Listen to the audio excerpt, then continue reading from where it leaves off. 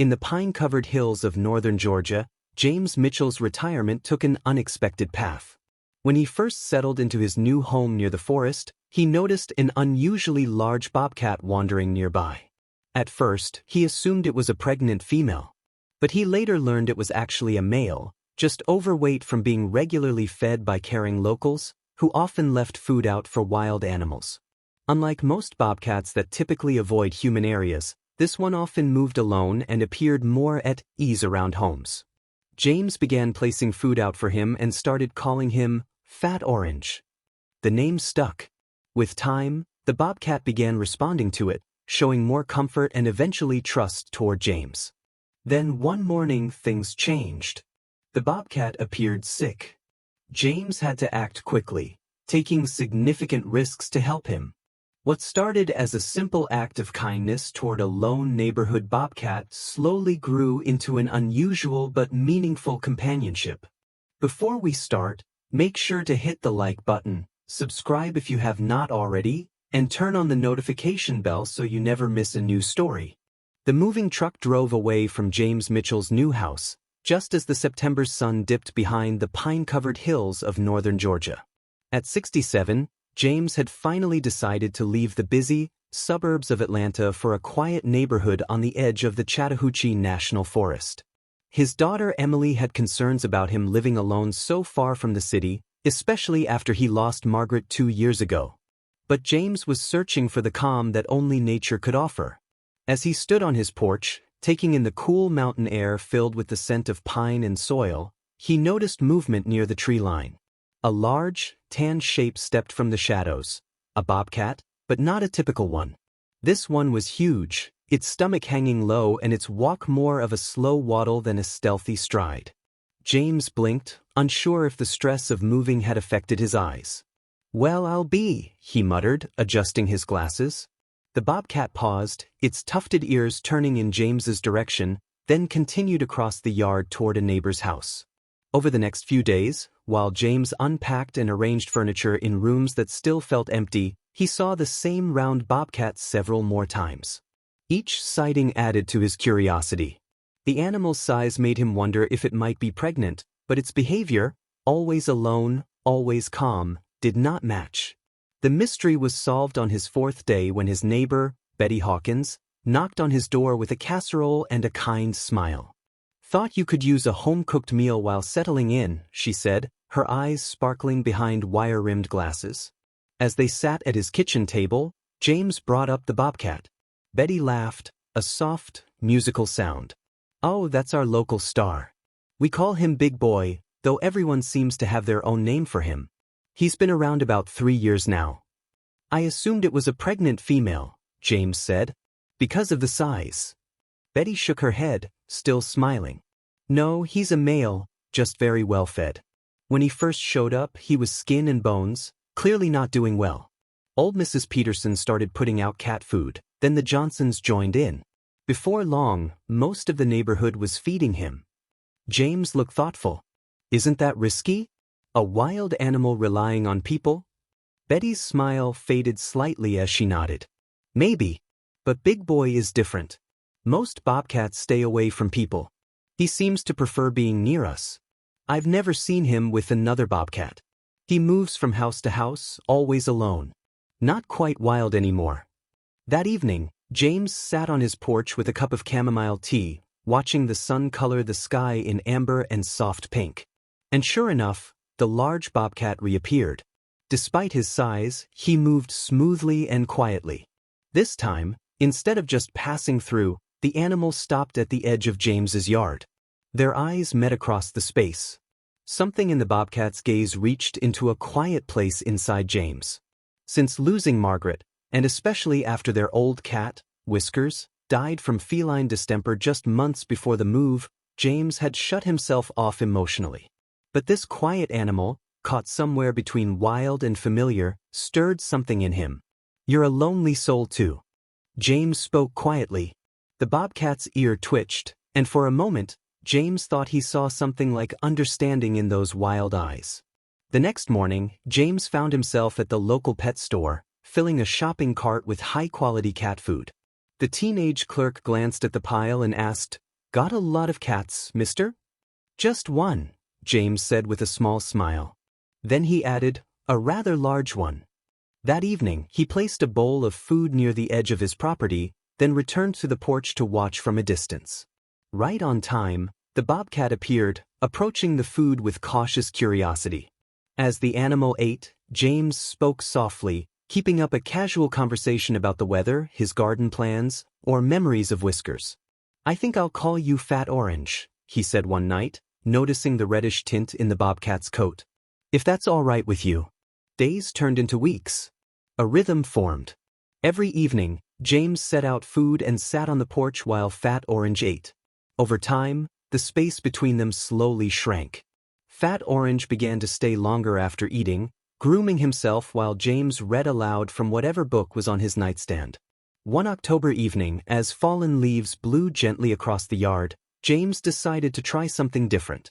Fat Orange, he called softly just as the bobcat finished eating. The animal's head turned, ears up, eyes fixed on James.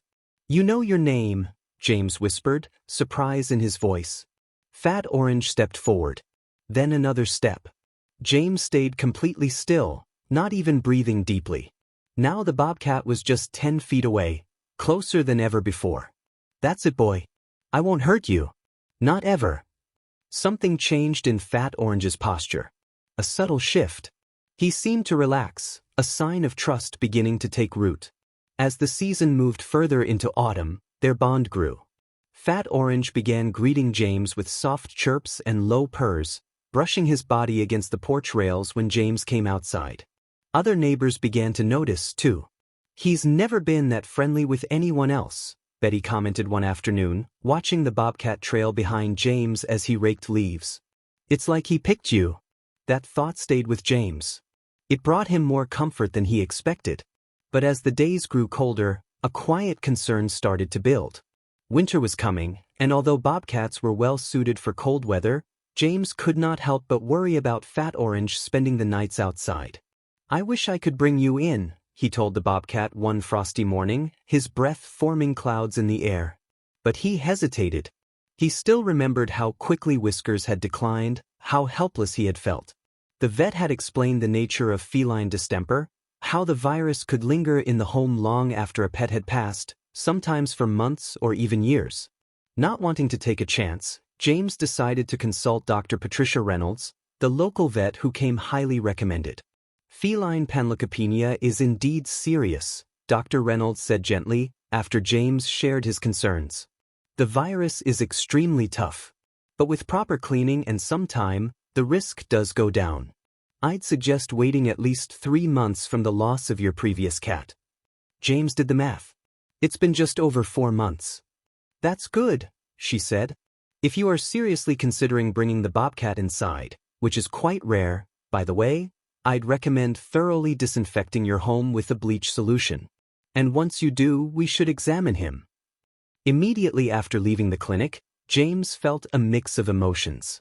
The idea of offering Fat Orange a real home gave him hope, but figuring out how to make it happen seemed overwhelming. How does one invite a semi-wild bobcat into a house? And would Fat Orange even want that?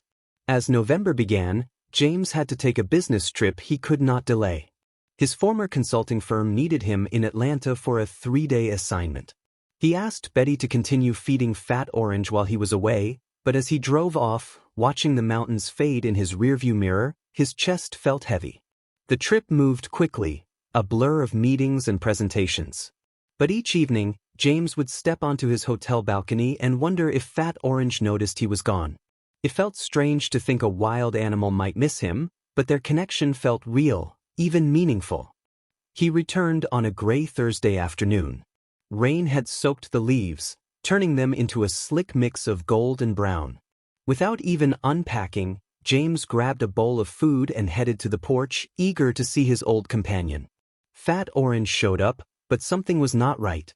His usual amber eyes were puffy and watery, with clear signs of discharge. He moved slowly, occasionally pawing at his face. "Oh no," James said softly, a tight feeling in his chest. "What happened to you, boy?" Fat Orange let out a low, pained sound that James had never heard before. It pierced through him. It looked like an eye infection, though James could not say for sure. What he did know was that Fat Orange needed help, and quickly. The rain fell harder as James made up his mind. 3 months had passed since Whisker's death. It would have to be enough. He spent the rest of the day preparing his home. Mixing bleach solutions, scrubbing floors, cleaning every surface. He steam-cleaned carpets, vacuumed air vents, and removed anything that might still carry traces of his previous cat. The house smelled like disinfectant by nightfall, but James felt confident in the result. The next morning he went to Betty. "You want to do what?" she asked, eyes wide. "I need to get him to the vet," James replied, "and if he is open to it, bring him home." Betty studied his face, then gave a short nod. "Let me get my gardening gloves. They are the thickest I have." Together, they came up with a plan. James would use Fat Orange's favorite treats to lure him into a large dog carrier, which he had borrowed from another neighbor. It sounded easy. In practice, it took 2 hours of steady patience. Despite being clearly uncomfortable, Fat Orange was still hesitant about the carrier. But eventually, his trust in James made the difference. With Betty holding a blanket, ready in case things went wrong, James used a trail of salmon bites to slowly guide him inside. The drive to the vet felt almost unreal. Fat Orange meowed loudly twice, then settled down, pressing his body against the side of the carrier nearest to James. "It is okay, boy. We are going to help you feel better," James said gently, resting his hand on the crate. Dr. Reynolds and her staff were prepared, but still looked surprised when James walked in carrying such a large bobcat. "Well, this is a first," Dr. Reynolds said, peering into the carrier. "He is definitely a big one." The examination confirmed that the issue was conjunctivitis, an eye infection that could be treated with antibiotics. But the bigger surprise came from the blood test. Fat Orange had antibodies for feline panleukopenia. "He has already been exposed and survived," Dr. Reynolds explained. "He has natural immunity. So the concerns about bringing him into your home, at least when it comes to distemper, are no longer an issue." Relief washed over James as the vet team gave Fat Orange a full bath, a task that needed 3 people and ended with everyone soaked. James made another choice. "I would like to have him neutered, and if possible, microchipped too." Dr. Reynolds smiled. "You are already thinking like a pet owner. We will need to keep him overnight for the procedure. Can you come pick him up tomorrow?" That night, James barely slept. He spent the evening getting a room ready for Fat Orange, the guest bedroom overlooking the garden. He placed a large litter box in one corner and food and water bowls in another. Near the window, he had set up a cat tree, though he was not sure it could support Fat Orange's size. The next afternoon, he brought him home. The bobcat was still drowsy from surgery, eyes clearer now thanks to the medication, and surprisingly calm as James carried the crate inside. "Welcome home, Fat Orange," James whispered, gently opening the carrier door. For a moment, nothing happened. Then the bobcat slowly stepped out, pupils wide, taking in the space. He moved slowly, sniffing as he began to explore the room, each step measured and cautious. James sat quietly on the floor, giving him space but staying nearby. To his surprise, within an hour, Fat Orange had used the litter box. "You clever boy," James said softly, overcome by the moment. "You understood right away." In the days that followed, Fat Orange's ability to adapt kept surprising James. He quickly learned the layout of the house, claimed the living room couch as his favorite place, and formed a daily rhythm that closely matched James's. Morning coffee became their shared routine, James sipping from his mug while Fat Orange ate breakfast. Afternoons were spent reading on the sofa with the bobcat curled beside him. Evenings often ended with both watching nature documentaries, side by side. But it was during James's work-from-home days that something unexpected moved him deeply. One afternoon, while on a video call, he checked his home security camera app and saw Fat Orange sitting by the front door for hours. "He waits for you when you are gone," Emily said during a video chat, watching Fat Orange sprawl across James's lap just as Whiskers once did. The comparison no longer stung. Instead, it brought comfort, as if Whiskers had somehow made space for Fat Orange to step in and fill what was missing. As winter settled over the mountains, Fat Orange changed. The combination of measured meals and steady indoor movement helped him lose the extra weight. His fur became shinier, and his movements quicker and lighter. He also grew playful, batting at feather toys, chasing the red dot of a laser pointer with the energy of a kitten. "He is like a new cat," Dr. Reynolds said at a later checkup. Or rather, a new bobcat. That weight loss has probably added years to his life. James smiled with quiet pride. He is definitely more active now, though he still enjoys his afternoon naps. "Don't we all?" the vet replied with a laugh. One snowy evening in January, James sat near the fireplace with a book while Fat Orange purred beside him, loud and steady. That night, Emily called. "Dad, I'm pregnant," she said, her excitement clear through the phone. "Oh, sweetheart, that's wonderful. We're thinking of coming to visit next month. I cannot wait to meet your famous Fat Orange." After the call, James looked down. The bobcat was lying on his back, paws up, completely relaxed and comfortable. "You are going to be a grandcat," James said with a smile. "Think you're ready for that responsibility?" Fat Orange chirped softly and reached up, gently placing a large paw against James's face. Despite his size, the gesture was calm and careful. James was reminded of something Betty had once said, "It's like he chose you." But now, James saw it differently. They had chosen each other. Two solitary lives, once shaped by loss, had found a quiet connection, something steady and honest. Not fully wild, not fully tame, but something in between. Something real. Outside, snow continued to fall, covering the yard in quiet white. James felt a peace he had not known since Margaret's passing. Life, he realized, had a way of bringing unexpected gifts. Some were familiar. Others came in unusual forms, like an overweight bobcat with a strong preference for salmon and a cautious heart. "Thank you, Fat Orange," James whispered, resting his hand between the bobcat's ears. "For trusting me. For staying. For choosing this home." Fat Orange's purr deepened, steady and strong, almost like a low vibration through James's chest, quiet, comforting, grounding. The wild outside still existed. But here, inside this small house, something different had taken root. A bridge between two very different worlds. A home built not on similarity, but on the simple act of showing up for one another. Spring would come, as it always did. Emily would visit with her new baby. The garden would bloom again. Fat Orange would probably spend hours watching birds from the windowsill. But for now, with snow falling softly outside and a purring bobcat curled in his lap, James Mitchell felt exactly where he was meant to be.